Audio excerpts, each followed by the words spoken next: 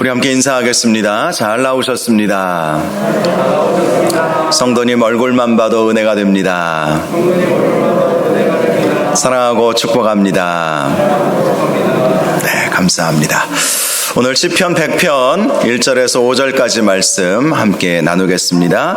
감사하며 그의 이름을 송축할지어다. 감사하며 그의 이름을 송축할지어다 라는 제목으로 말씀의 은혜를 함께 나누겠습니다. 과거 어떤 공산 국가에서 목회를 하던 현진 목사님이 붙잡히게 되었습니다. 그런데 공산당원이 고문을 하면 할수록 이 목사님은 감사합니다, 감사합니다 이렇게 말하는 것이었습니다. 화가 난 공산당원은 뭐가 그렇게 감사하냐고 물었습니다. 그러자 이 목사님이 하시는 말씀이 예수님의 이름으로 매를 맞고 핍박을 받으면 하늘의 상이 기다리고 있으니 감사하죠. 그렇게 대답을 했습니다. 그러자 그 공산당원은 목사님을 감옥에 가두라고 명령을 했습니다. 그런데 이 목사님이 더욱 소리 높여서 감사합니다 이렇게 하는 것입니다.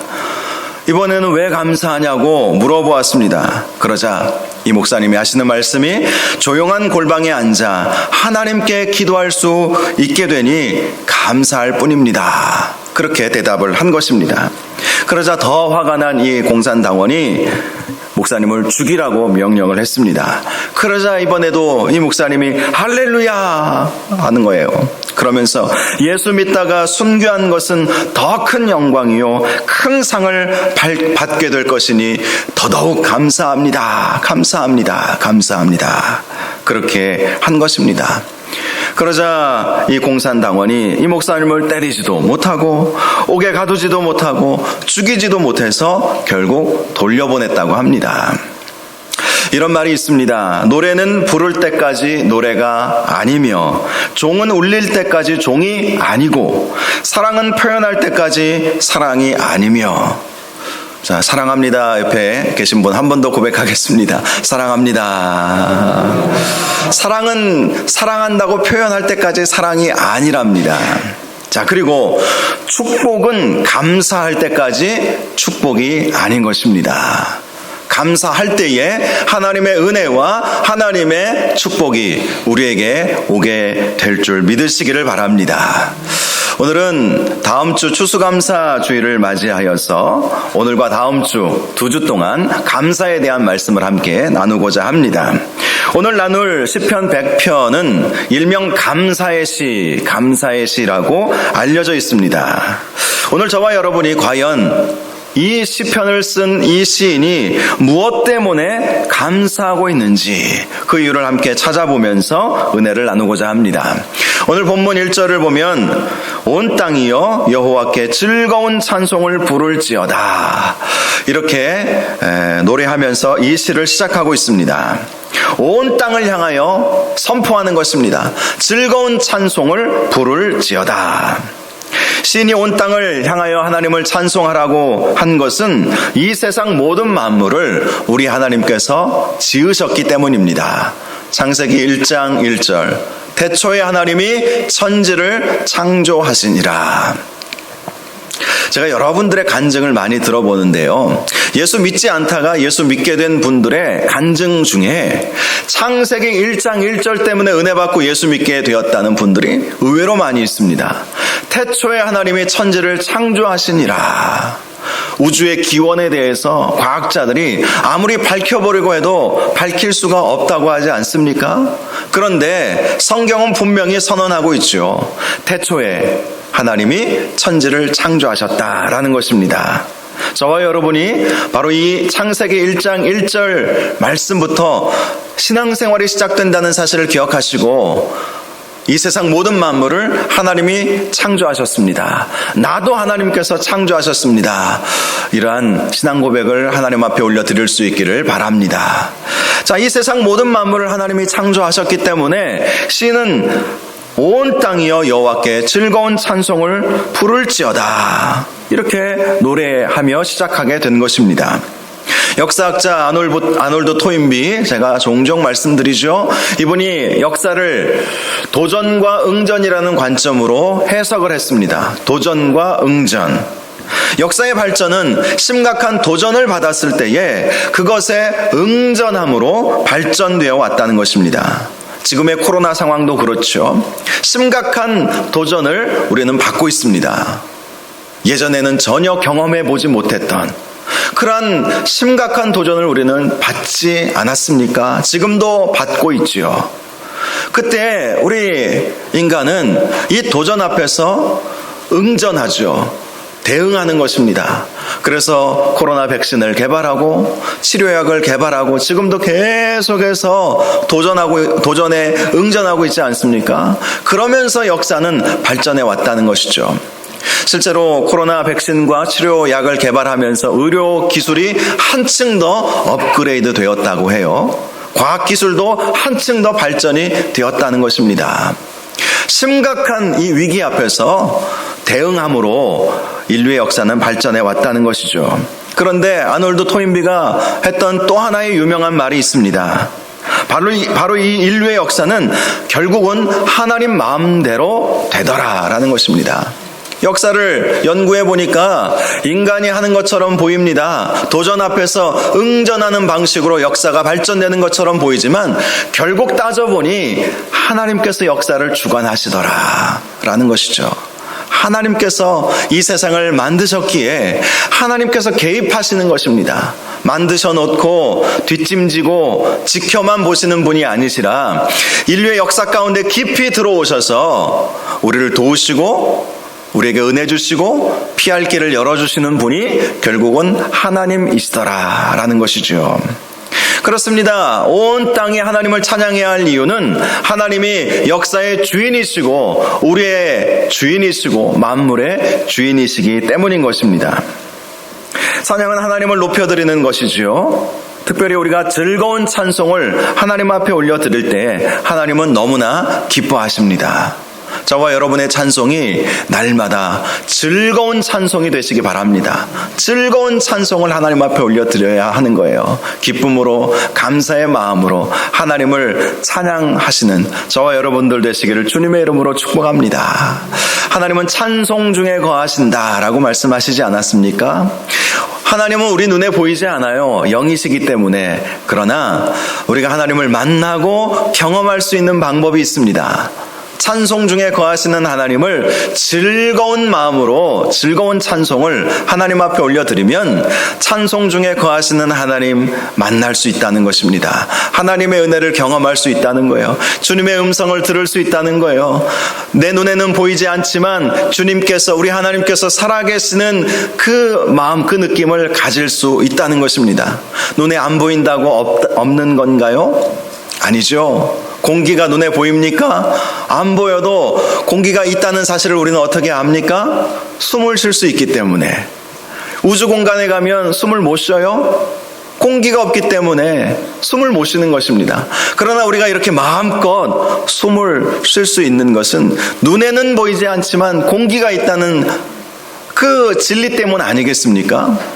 여러분 스마트폰, 핸드폰 많이들 가지고 계시죠? 옛날에는 유선전화로만 통화하지 않았습니까? 그것도 저 어렸을 때는 신기했어요. 어떻게 사람 목소리가 전깃줄을 타고 이렇게 들려올 수 있을까? 그것도 신기했는데 요즘에는 유선전화 저희 집에도 없어요. 저희 집에도 042로 시작하는 번호가 없습니다. 다 개개인마다 핸드폰을 가지고 있거든요. 스마트폰. 놀랍지 않습니까? 그런데 아무것도 보이지 않고 서로 줄로 연결되어 있지 않은데 목소리가 들려요. 목소리만 들립니까? 화상통화도 하잖아요. 얼굴도 보입니다. 아무것도 눈에 보이지 않지만 존재하는 것은 존재하는 거예요. 하나님은 우리 눈에 보이지 않지만 하나님은 분명히 살아계십니다. 찬송 중에 거하시기 때문에 우리가 즐거운 마음으로 하나님을 찬양하면 하나님께서는 그 찬송 중에 거하시기에 그 즐거운 마음으로 찬양하는 저와 여러분들을 만나주시고 내가 살아있다라는 사실을 마음으로 확신시켜 주실 줄 믿으시기 바랍니다. 그래서 온 땅이여 즐거운 마음으로 여호와를 찬양할지어다 이렇게 선포하게 된 것입니다.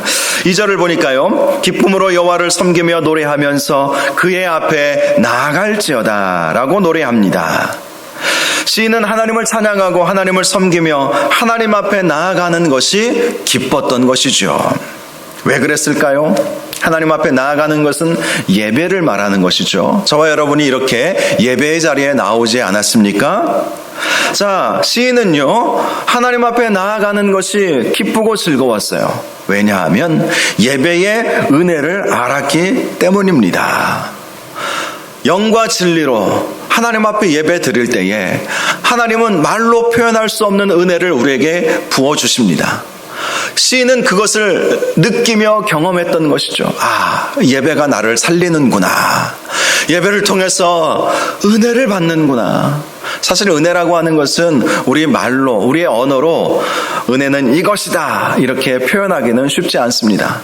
그런데 하나님 앞에 예배 드릴 때 뭔지 모르는 기쁨과 감사와 감격과 마음 가운데 어떤 안정감, 평안함, 뿌듯함, 죄의 용서의 희열 이런 것들이 느껴지는 것, 이것이 바로 은혜 아닙니까? 그래서 우리가 은혜 받았습니다, 은혜 받았습니다 라고 말할 때 그냥 인사치레로 하는 것이 아니라 하나님의 말로 표현할 수 없는 그 무엇인가를 받게 된 것이죠. 상한 심령으로 왔지만 예배를 하나님 앞에 올려드리면서 그 상한 심령이 치유가 되는 것입니다. 근심과 걱정을 안고 나아왔지만 그 근심, 걱정, 그 모든 것들이 다 사라져버리는 느낌을 받는 거예요. 슬픔과 좌절과 절망 가운데 주님 앞에 나왔지만 뭔지 모르는 기쁨이 우리 가운데 들어오는 것, 그것이 바로 은혜이죠. 시인이 이렇게 여호와를 섬기며 노래하면서 그 앞에 나아갈 수 있었던 것은 예배의 참 맛을 느낄 줄 알았기 때문인 것이죠. 저와 여러분이 이렇게 매주 또 주중 예배도 있지 않습니까? 수요일과 금요일, 또 새벽에도 하나님 앞에 새벽 제단을 올려드리지 않습니까? 주님 앞에 나아올 때 바로 이 시인이 고백했던 것처럼 여호와를 섬기며 노래하면서 기쁨으로 주님 앞에 나아갈 수 있기를 바랍니다. 그렇게 하나님을 찾을 때에 하나님께서는 반드시 은혜를 우리에게 허락하여 주십니다. 3절을 보니까요, 여호와가 우리 하나님이신 줄 너희는 알지어다. 그는 우리를 지으신 이시이요 우리는 그의 것이니 그의 백성이요 그의 기르시는 양이로다. 자, 이 말씀을 보면 시인이 하나님 앞에 나아가는 것이 왜 그렇게 기뻤는지 알 수가 있죠. 먼저 여호와는 우리의 하나님이시기 때문이라는 것입니다. 여호와는 우리 하나님이시다.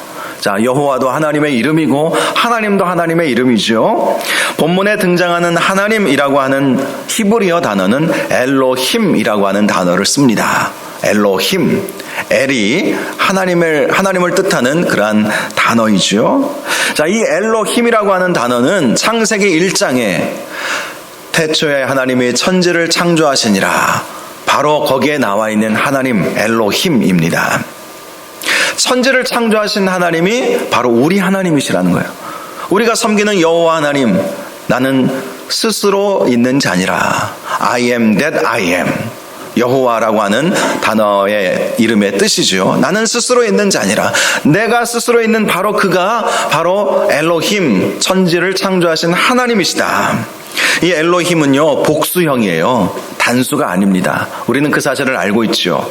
우리는 삼위일체 하나님을 믿지 않습니까? 성부, 성자, 성령 하나님. 천지를 창조하셨을 때에도 성부, 성자, 성령 하나님이 함께 창조하셨죠. 신앙생활 얼마 하지 않으신 분들은 도대체 삼위일체가 뭐냐 이렇게 생각하실 수 있는데, 우리가 믿는 하나님은 성부, 성자, 성령, 성부 하나님은 천지를 창조하신 세상 모든 역사를 주관하시는 하나님, 성자 하나님은 하나님의 독생자 예수 그리스도, 그리고 성령 하나님은 하나님의 영이시고 예수의 영이신 바로 그분이 성령 하나님이시죠. 자, 이 세 분은 하나인 거예요. 그러나 세 위격으로 존재하신다 해서 아주 신비한 교리이죠. 우리는 삼위일체 하나님을 믿지요. 자, 바로 그 하나님이 우리의 하나님이기 때문에 시인이 기뻤던 것입니다. 또 하나, 그는 우리를 지으신 이요 우리는 그의 것이니. 하나님이 우리를 지으셨고 그래서 우리는 하나님의 것이 되었기 때문에 시인은 기쁨으로 하나님 앞에 나아갈 수 있었던 것입니다. 하나님의 것이니 하나님 앞에 나아갈 수 있는 것이죠. 하나님의 것이 아니라면 하나님 앞에 담대하게 나아갈 수 없지 않습니까? 나는 하나님의 것입니다. 더 나아가서 이렇게 말씀합니다. 그의 백성이요 그의 기르시는 양이로다. 하나님이 우리를 하나님의 백성 삼아 주신 거예요. 백성 삼아 주셨다는 것은 하나님이 우리의 왕이 되어 주시겠다는 것이죠. 우리는요 대통령 중심제의 이 사회를 살고 있기 때문에 왕하면 막연합니다. 그런데 옛날 왕이라고 하는 그 직책은요 모든 걸 다 할 수 있어요. 모든 걸. 삼법 분리 원칙, 우리는 그런 민주주의 사회에서 살고 있지만 과거 왕은요 삼권을 분리하는 것이 아니라 삼권을 다 가지고 있어요. 법도 제정할 수 있고요, 사람도 임명할 수 있고요, 또 사람들을 모아서 결정할 수 있는 그런 권한이 다 왕에게 주어져 있죠. 자, 우리는 이런 왕정 제도를 좀 어색해할 수 있지만 그것은 인간이 왕일 때는 그런 것이죠. 인간이 왕이 된다면 예측 불가능한 삶을 우리는 살 수밖에 없죠. 제가 설민석 씨, 아주 유명한 분이잖아요. 그분 강의 참 많이 들어봤는데 그분이 쓴 조선 왕조실록이라고 하는 좀 두꺼운 책인데 이 내용은 굉장히 쉽게 되어 있습니다. 그 책을 보면서 깨달은 것이 하나 있었는데요. 그분이 이렇게 설명을 하더라고요. 제가 고등학교, 중학교 시절에는 못 배운 내용인데 과거 조선시대 때 이제 왕을 이렇게 세우지 않았습니까? 그런데 이 이제 사대부들이 왕을 세울 때 왕이 진정한 그 애민 통치를 할 수 있도록 해야 되겠다라는 생각 때문에 엄청나게 공부를 시켰답니다. 이제 세자 때부터 시작해서 엄청나게 공부를 시켰대요. 그래서 그 특별히 세자가 소화해내야 할 하루 스케줄이 어마어마했다는 거예요. 우리가 보통 알고 있는 바벨론 또 페르시아의 왕들, 성경에 나와 있는 이 왕들을 보면 그런 일들이 없었죠. 그런데 조선시대 때는요 왕을 제대로 교육시켜야 그래야 애민 정책을 펼 수 있고 선한 왕이 나올 수 있다. 그들은 그렇게 생각을 한 것이죠. 그래서 엄청나게 그렇게 아침부터 저녁까지 공부하고 잠깐 밥 먹고 쉬는 시간 잠깐 주고 또 공부하고 막 사람들이 그 학식을 가지고 있는 사람들이 와서 이 세자를 가리키고 또 왕이 되어서도 계속해서 학문을 연구하고 토론하고 질문을 받고 생각하게 만들고 완전히 왕을 만들었다고 그렇게 하더라고요. 그럼에도 불구하고 악한 왕들이 나오지 않았습니까? 인간의 한계예요. 그런데 하나님이 우리의 왕이 되어 주신다는 것은, 그리고 우리가 하나님의 백성이 된다는 것은 그야말로 가장 안전한 삶을 사는 것입니다. 하나님의 통치를 누리며 사는 것이죠. 하나님의 보호하심을 누리며 사는 것입니다. 그 어떤 존재도 해할 수 없도록 하나님께서 철통같이 막아주시는 삶을 사는 것이 하나님의 백성으로서의 삶인 것이죠. 그리고 우리 하나님은 우리의 목자가 되어주신다라는 것입니다. 우리는 그의 기르시는 양이로다. 하나님은 우리의 목자가 되어주시는 것이죠. 시편 23편 다윗의 고백과 같이 여호와는 나의 목자시니 내게 부족함이 없으리로다. 하나님이 나의 목자가 되어주시고 나는 그의 기르시는 양이 되니 부족함이 없는 거예요. 하나님께서 나를 푸른 풀밭에 누여주십니다. 쉴만한 물가로 인도하여 주십니다. 그러니 하나님의 백성이 되고 하나님의 기르시는 양이 된다는 것이야말로 얼마나 큰 축복이요, 우리가 감사할 수밖에 없는 조건 아니겠습니까? 지난주 기도의 11조 기간에 데살로니가 전서 5장 16절에서 18절 말씀, 항상 기뻐하라, 쉬지 말고 기도하라, 범사에 감사하라. 이는 너희를 향하신, 그리스도 예수 안에서 너희를 향하신 하나님의 뜻이니라. 이 말씀 함께 3일 동안 묵상을 했습니다. 마지막 날 감사에 대한 말씀을 드렸는데요. 새벽에 참여하지 않으셨어도 제가 녹화된 파일을 다 웬만하면 보내드리잖아요. 꼭 들어보십시오. 여러분 양약이 됩니다. 양약. 혹시 새벽 예배, 각종 예배에 참여하지 못했어도 요즘 세상이 얼마나 좋아졌습니까? 뭐 테이프 보내드리지 않아도 다 스마트폰으로 받으셔서 설교 말씀 들을 수 있고 또 다니엘 기도회 지금 하고 있잖아요. 얼마나 말씀들이 좋은지. 어제 저녁에 말씀 전해주셨던 이승재 목사님은 제가 간접적으로 아는 분입니다. 미국에서 공부했을 때 같이 친하게 지냈던 목사님과 함께 교회를 개척했던 목사님이신데요. 그 목사님 말씀 듣고 얼마나 또 배꼽 잡고 웃으면서 울면서 은혜를 저는 받았는지 모릅니다. 꼭 여러분 제가 보내드리는 그런 링크된 그 말씀들 꼭 한 번씩 들어보시기를 바라는데요. 자, 지난주에 이런 말씀을 드렸어요. 감사하라. 메슬로우에 대한 말씀을 드렸습니다. 인간 욕구 단계 이론. 메슬로우는 인간의 기본적인 5단계의 욕구가 있다고 했습니다. 첫 번째는 생리적 욕구. 먹고 싶은 것을 먹고 또 잠자고 싶을 때 자고 쉬고 싶을 때 쉬는 기본적인 욕구이죠. 이것이 첫 번째 욕구입니다. 두 번째는 안전에 대한 욕구. 위협으로부터 보호받고자 하는 욕구가 있죠. 세 번째는 사회적 욕구입니다. 어떤 집단에 소속하기를 원하는 근본적인 마음이 있어요. 사람은 홀로 살 수 없기 때문인 것이죠. 자, 네 번째는 자기 존중의 욕구입니다. 소속되어 있다고 다 만족할 수 있는 것은 아니죠. 존중받아야 되죠. 인정받아야 되죠. 외톨이로 취급받으면 그것이야말로 힘든 것 아니겠습니까? 다섯 번째는 자아실현의 욕구. 설교에서는 조금 더 길게 말씀을 드렸지만 오늘은 반복적으로 말씀드릴 필요가 없기 때문에 짧게 말씀드립니다. 자, 이런 자아실현의 욕구, 자기의 어떤 사명, 자기의 어떤 이루고자 하는 것들을 이룰 때 최고의 만족을 얻을 수 있다. 이것이 메슬로우의 인간 기본 욕구 이론입니다. 그런데 메슬로우는 말하기를 모든 인간은 하위 단계의 욕구가 충족되어야 다음 단계의 욕구를 가질 수 있다. 이렇게 이야기합니다. 생리적인 욕구가 충족되면 안전에 대한 욕구가 생기고 안전에 대한 욕구가 충족되면 사회적 욕구가 생기고 사회적 욕구가 어느 정도 채워지면 자기 존중의 욕구가 생기고 자기 존중의 욕구가 채워지면 자아실현의 욕구가 생겨난다. 그런데 이 이론에 맹점이 있어요. 자아실현을 이룰 때까지 사람은 늘 불만족스럽게 살 수밖에 없다는 것입니다.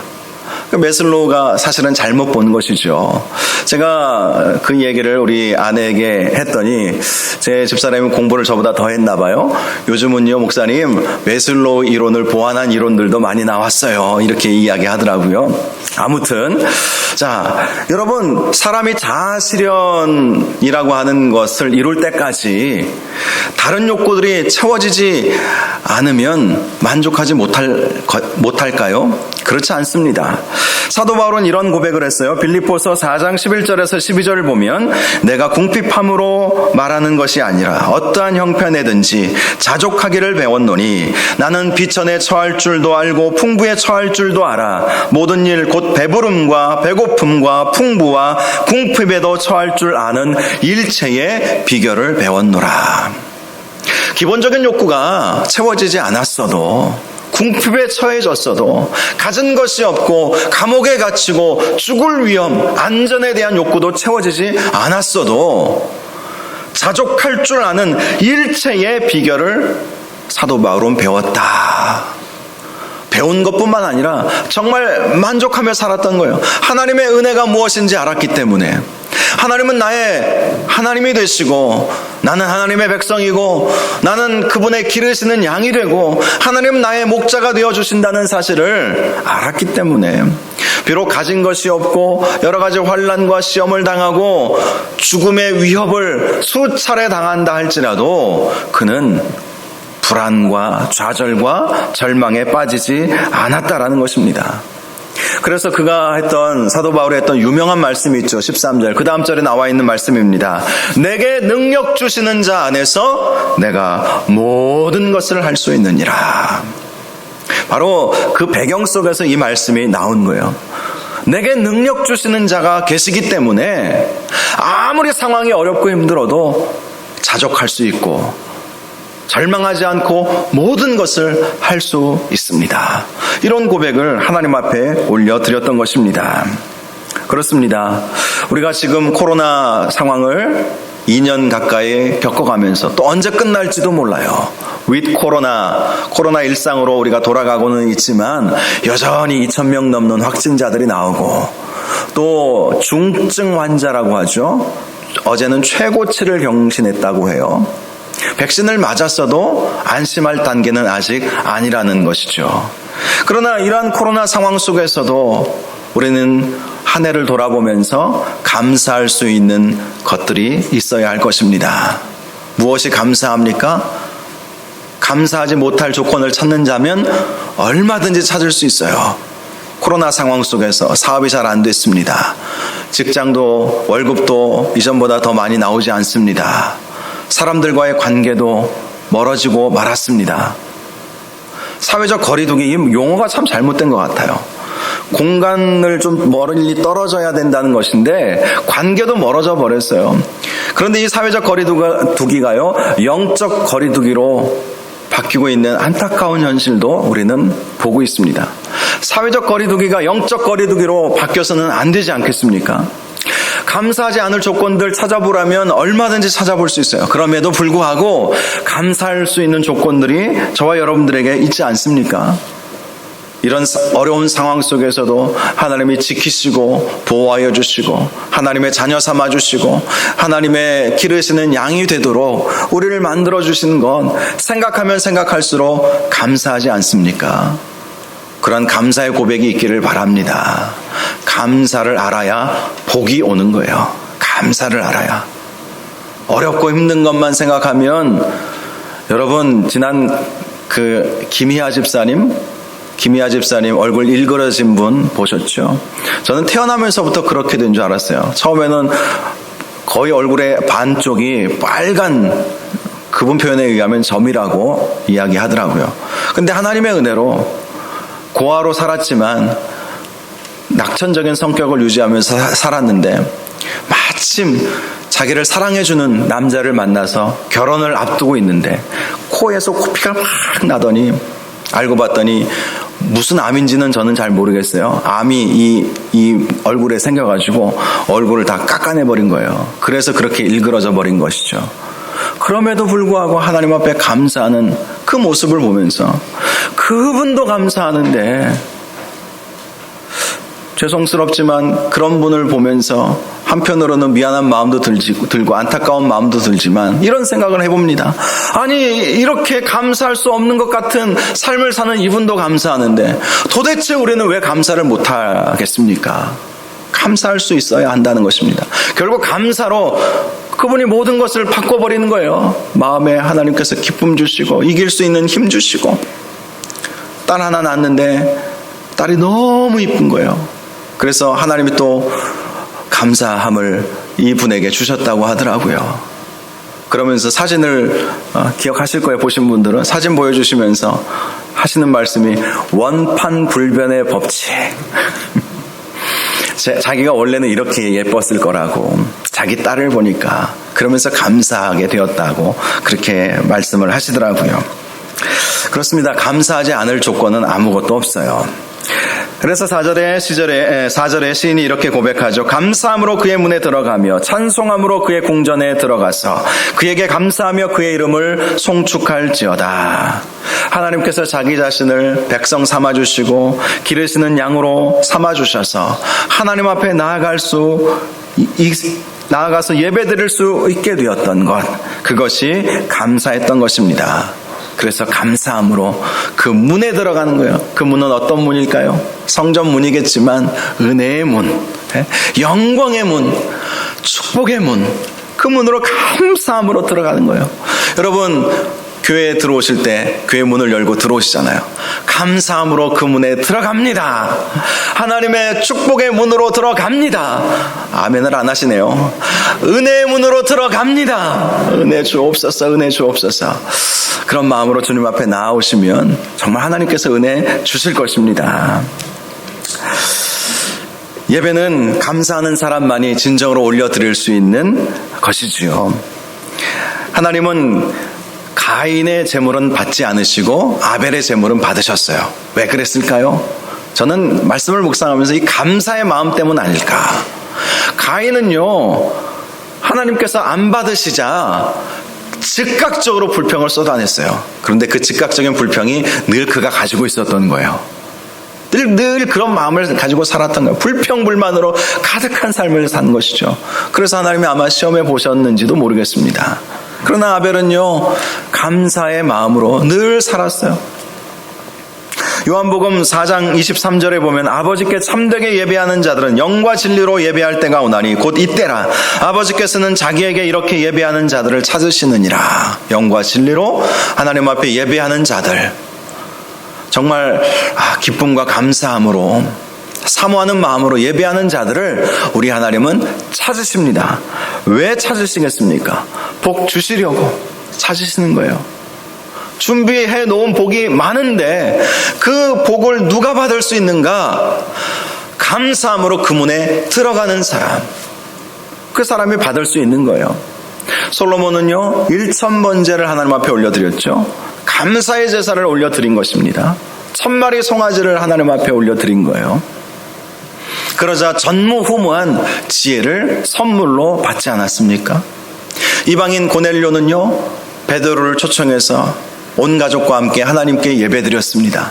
그러자 이방인 최초로 이방인들도 성령 받는 놀라운 기적의 주인공들이 되었지요. 여러분, 바로 하나님은 우리에게 복 주시기 위해서 예배를 잘 드리는 사람들을 지금도 찾고 계신 것입니다. 우리가 주님 앞에 감사함으로 그 문에 들어가고 찬송함으로 그의 궁정에 들어가시기 바랍니다. 감사함으로 그의 이름을 송축하시기를 바랍니다. 마지막 5절 말씀 보니까 여호와는 선하시니 그의 인자하심이 영원하고 그의 성실하심이 대대에 이르리로다. 우리 하나님은 선하십니다. 그의 인자하심을 우리에게 나타내 주십니다. 하나님은 그 누구보다도 성실하신 하나님이십니다. 성실하신 하나님, 신실하신 하나님, 성실하심으로 우리를 지키시고 보호해 주신다는 것입니다. 우리를 자녀 삼아 주시고 기르시는 양 삼아 주셔서 우리의 신실한 보호자가 되어 주시는 분, 그분이 바로 우리 하나님이십니다. 그러니 우리가 감사하지 않을 수 있겠습니까? 잘 아시겠지만 우리 교회에서 협력하는 윤선호 선교사님, 제가 카톡으로 며칠 전에 보내온 기도 카드 이렇게 좀 만들어가지고 디자인해서 만들어진 거 보내드리지 않았습니까? 보신 분들은 계실 거예요. 자, 윤선호 선교사님 폐암 4기, 올해 1월 달입니다. 6개월도 못 산다고 했어요. 가망이 없습니다. 다른 방법 쓸 것이 없습니다. 혹시 모르니까 항암치료조차 안 받으면 섭섭하잖아요. 항암치료 한번 해봅시다. 1월 달에. 지금 몇 월 달이죠? 11월 달. 6개월이면 어찌 될지도 모르는 상황이었어요. 폐암 4기. 4기 중에서도 A, B, C, D가 있나 봐요. 근데 4기 B 단계 판정을 받으셨어요. 폐산을 찍어보니까 폐에도 암이 퍼져 있고 다른 장기까지 전이가 되어 있었습니다. 그때 저에게 문자를 보내주셨어요. 우리가 윤선원 선교사님 우리 교회에 한번 오셔서 말씀도 들어보았지만 그로부터 한 2년 지난 다음에 작게 후원을 시작하게 되었습니다. 천 목사님 후원 올해부터 해주게 되었는데 미안합니다. 사역을 제대로 못할 것 같아요. 제가 폐암 4기랍니다. 그러면서 문자를 보내온 거예요. 그래서 제가 선교사님께 다시 답장을 보내드렸죠. 걱정하지 마십시오. 함께 기도하겠습니다. 우리 교인들과 함께 기도하겠습니다. 이렇게 기도하라고 이렇게 협력 선교사로 함께 섬길 수 있게 한 것 아니겠습니까? 하나님의 섭리가 그 가운데 있겠지요. 걱정하지 마세요. 후원금 보내드렸다고 사역 제대로 안 한다고 중단하거나 그런 일은 없을 것입니다. 돈의 문제가 아니라 기도의 끈을 놓치지 않기 위해서라도 하나님이 이렇게 묶어주셨나 봅니다. 그러면서 기도하기 시작했어요. 그리고 여러분들에게도 기도 제목 내놓고 함께 기도하지 않았습니까? 그리고 힘들게 항암치료를 지금 받고 계세요. 그런데 중간에 이제 중단을 했어요. 폐렴이 와가지고 폐렴이 있을 때는 항암 치료를 받을 수가 없다네요. 그리고 그 폐렴이 이제 어느 정도 나아서 12월부터 다시 항암 치료를 시작하신다고 합니다. 그런데요, 최근에 지난주에 MRI, 왜냐하면 이 폐암이 그분이 가지고 있는 그 폐암의 속성이 뇌로 이렇게 전이가 되기 쉬운 폐암이라고, 그렇게 그 특성이 그렇다고 하더라고요. 그래서 뇌 MRI를 다 찍었어요. 감사하게도 뇌 MRI상 뇌 전이가 되지 않았다고 확인이 되었습니다. 그리고 폐 사진을 다 찍어봤는데 기적이 일어났어요. 전이되었던 암세포들 다 없어지고요. 폐에 있던 암세포들도 눈에 보이지 않을 정도로 다 사라졌습니다. 얼마나 기쁜지 몰라요. 물론 완치 판정을 받은 것은 아니라 더 기도해야 되겠지만, 왜 이분이 이러한 은혜를 경험하게 되었을까? 가망 없다던 분이 왜 이런 은혜가 있었을까? 이분이 페이스북을 하거든요. 인터넷 SNS. 이분이 언젠가 감사의 그 기도 제목을 거기에 올린 것을 제가 봤습니다. 예전에. 그래서 쭉 찾아보니까 2월달인가 3월달인가 올려놓은 글이 있더라고요. 절망 가운데 이제 막 항암 치료 받으면서 얼마나 고통스러웠겠어요. 머리도 다 빠지고 밀어버렸죠. 근데 이 목사님이 이런 글을 올렸어요. 하나님 아버지, 은혜를 감사합니다. 하나님이 저를 저의 소원대로 놓아주지 않으시고 하나님의 큰 뜻과 거룩하심 속으로 깊게 인도하시니 정말로 감사드립니다. 제가 잠시 받고 있는 이 작은 고통이 나중에는 하나님의 크고 위대하신 영광을 나타낼 것을 알게 하옵소서. 예수 그리스도께서 앞서 걸어가신 고난의 길은 하나님의 찬란한 영광의 약속임을 기억하게 하옵소서. 주여, 부디 제 인생을 제가 고백하는 신앙대로 넉넉히 지켜낼 수 있는 영의 힘을 주옵소서. 이 작은 머리로는 헤아릴 수 없는 우리 아버지 하나님의 온전한 일하심에 철저하게 항복하게 하옵소서. 예수님의 이름으로 기도합니다. 아멘. 이렇게 하나님의 뜻에 순복하면서 하나님 앞에 철저하게 감사를 놓치지 않는 그분의 기도 제목을 제가 보게 되었습니다. 그래요. 감사는 축복의 열쇠입니다. 감사하면 기적이 일어나는 거예요. 감사하면 뇌 과학자들이 호르몬의 영향이라고 그렇게 과학적으로 설명하는 것도 제가 들어보았습니다만은, 그러나 호르몬의 영향보다도 하나님께서 함께하여 주시는 은혜와 축복임을 믿으시기 바랍니다. 우리가 아무리 상황이 어려워도 감사를 놓치지 않는다면 하나님께서는 반드시 상황을 바꿔주실 것입니다. 역전시켜 주시는 하나님. 다니엘 기도의 주제곡 중에 하나가 이제 역전되리라. 잘 즐겨 부르는 찬양이 아니라 처음부터 끝까지는 잘 모르겠지만 마지막 그 구절만 생각나요. 이제 역전되리라. 감사를 놓치지 않는다면 역전의 명수이신 하나님께서 상황을 완전히 바꾸어 버리실 것입니다. 올 한 해도 하나님 앞에 깊은 감사와 찬양으로 나아갈 수 있는 저와 여러분들 되시기를 주님의 이름으로 축원합니다. 이 시간 우리 함께 찬양하기를 원하는데요.